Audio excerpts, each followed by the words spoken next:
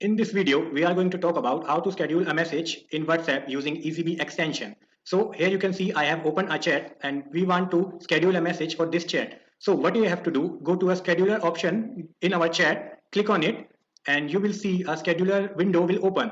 And now just select date and time, in which date and in which time we want to schedule that message. Suppose we want to schedule a message on 28 September 2023 at this particular time. So just write the message here. Suppose, hello, this is Eazybe.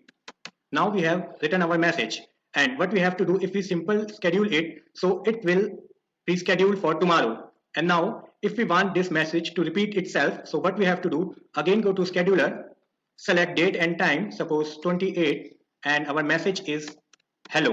So what we have to do, tick on custom recurrence box, click on it, and suppose we want to repeat it after every week. So what we have to choose, click one and choose week. We can also schedule this message for 1 month and even for 1 year.